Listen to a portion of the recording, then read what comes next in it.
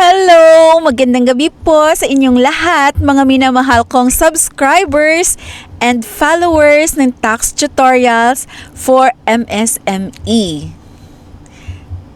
Kayo ba ay nakapag-file na ng inyong 2551Q quarterly percentage tax for the third quarter 2024?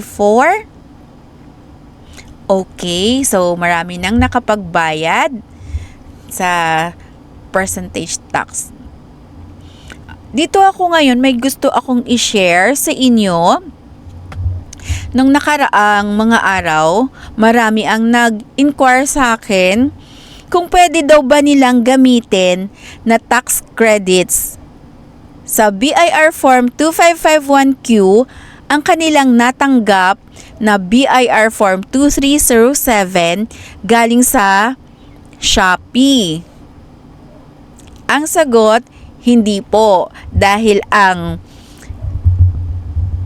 withholding tax galing sa e-marketplace and digital financial services ay hindi naman siya withholding on business tax.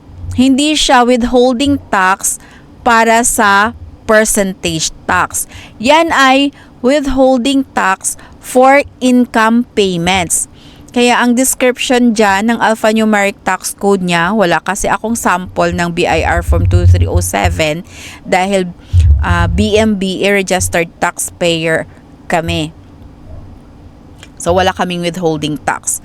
Minsan na nagbawas ang platform ng withholding tax, so ni-request ko for refund. Na-refund naman siya. So, wala na kaming BIR Form 2307. Dito tayo sa aking 2551Q. Meron ako dapat tax due na 4,290 and 30 centavos. So, meron akong tax credits na creditable percentage tax withheld per BIR Form number 2307, 1,171 and 80 centavos. Ito po yung aking BIR Form 2307 issued by government. Dahil meron akong sale to government, so binawasan niya ako ng business tax. WB 080 persons exempt from value-added tax. May gross sales ako na 39,060 pesos. Nag-withheld siya ng 3%. So, try mong i-compute kung tama yung computation. 39,060 times 0.03.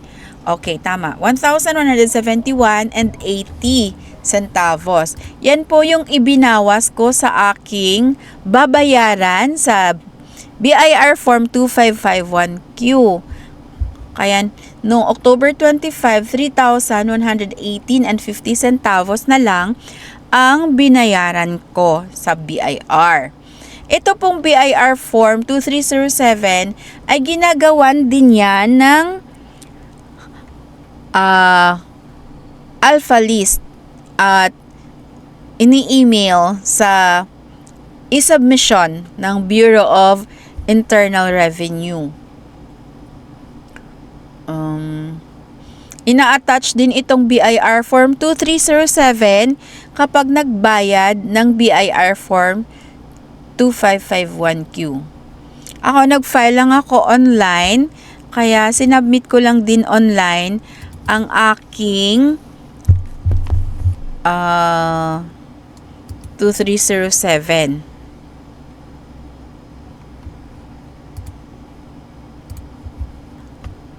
Ito po ang e-submission validation report ng aking sinubmit na BIR Form 2307 sa Bureau of Internal Revenue.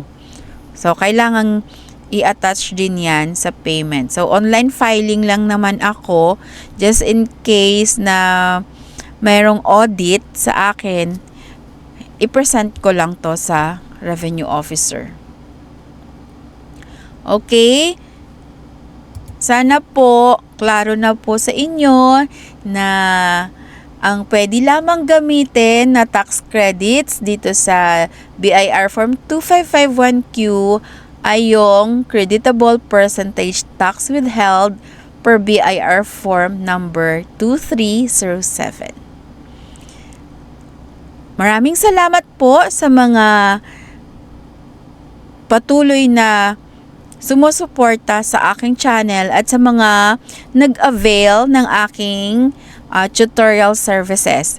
Sa mga bago pa lang sa aking channel, please click subscribe and share my videos para marami pa po tayong matutulungang mga kapwa natin taxpayers. Bye!